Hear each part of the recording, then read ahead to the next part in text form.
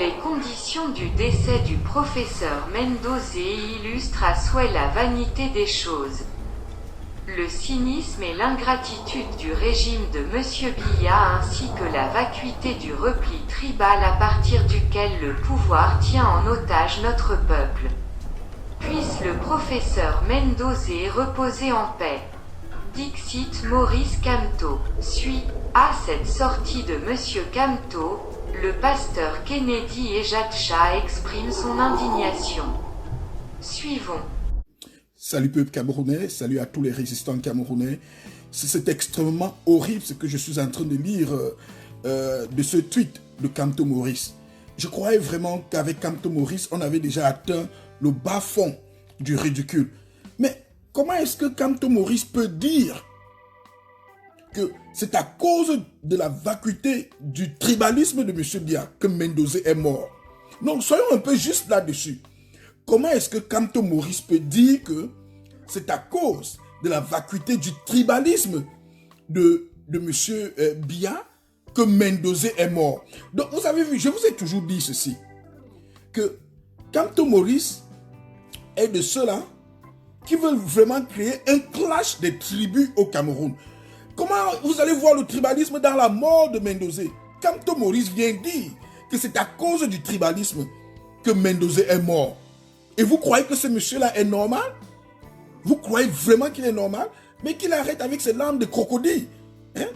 Comment est-ce qu'il veut utiliser la mort de quelqu'un pour cogner la tête aux Camerounais? Il y a une chose que je vais vous dire et que j'ai constaté. Voici la triste réalité. Monsieur Kamto Maurice est vraiment pris en mal à cause du fait qu'il est membre du système. Et alors, si on doit passer un jugement sur le système, si on doit identifier le système tel qu'il est, Monsieur Kamto Maurice serait pris dans l'engrenage.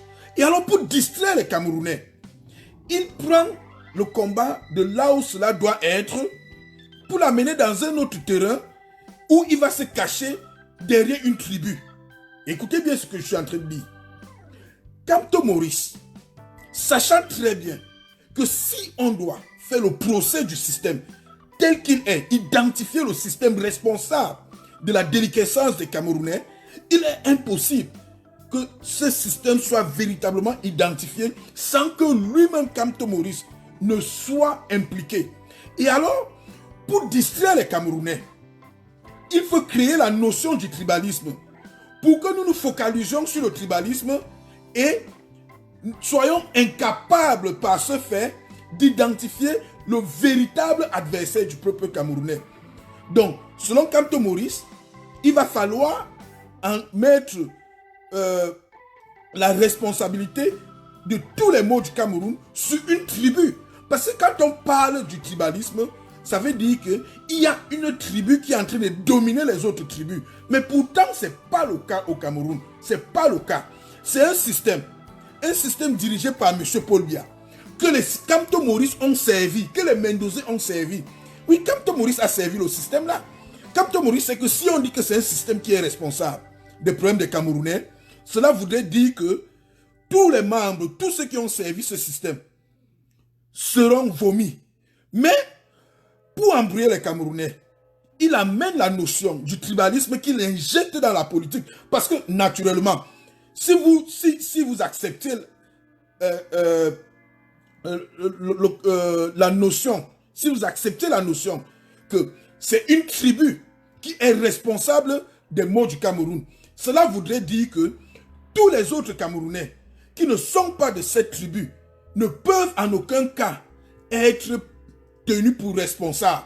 Écoutez encore, parce que j'ai compris finalement le jeu de M. Kamto Maurice, quand on voit que Kamto Maurice aujourd'hui vient dire que la mort de Mendoza est endossée sur le tribalisme. Et vous allez vous demander, quelle est la tribu qui a discriminé contre Mendoza? Vous n'allez rien trouver. Donc, franchement, c'est horrible ce que nous sommes en train de vivre.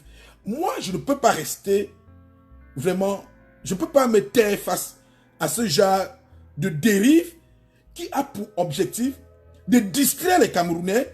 Et entre-temps, ce membre du système qui se recrute dans toutes les tribus du Cameroun, les membres de ce système se recrutent dans toutes les tribus du Cameroun. Ils sont en train de foutre du bordel, excusez-moi vraiment du mot, mais ils sont en train de foutre du bordel au Cameroun. Alors si nous laissons les membres du système et nous nous focalisons sur une tribu qui n'a rien à y voir, il n'y a aucune tribu qui est responsable de la déliquescence du Cameroun. Alors laissez la tribu de M. Biya. Parce que il est question de vouloir indexer la tribu de M. Biya. Comment est-ce que la tribu de M. Biya est responsable de la mort de Mendozé? Vraiment, dites-moi, comment les Boulous, par le mécanisme du tribalisme, ont pu tuer leur fils, Mendozé? Non, mais dites-moi, c'est clair. Comment les Boulous, parce que s'il y a tribalisme, comme ils sont en train d'injecter, ça veut dire que les Boulous ont utilisé le tribalisme pour tuer Mendozé. Est-ce que ça fait sens? Mais voilà votre professeur qui est en train d'apporter ce genre d'argument dans la mort de quelqu'un qui a été broyé par un système qui recrute les gens de partout au Cameroun, un système que Kamto Maurice lui-même a servi. Ok, c'est simple. Donc selon Kamto Maurice, écoutez-moi très bien, selon la logique de Kamto Maurice, la seule fois où Paul Biya n'a pas été tribaliste dans sa vie, c'est quand Paul Biya a nommé Kamto Maurice ministre, n'est-ce pas? Ça fait vraiment rigoler. Si la mort de Mendozé est due au tribalisme, comme le dit Kamto Maurice, ça veut dire que la seule fois que Paul Biya n'a jamais fait quelque chose sous l'angle du tribalisme, c'est quand Paul Biya a nommé Kamto Maurice ministre délégué. Et vous êtes en train de suivre un monsieur comme ça, vous devez avoir honte. Allez lire son tweet.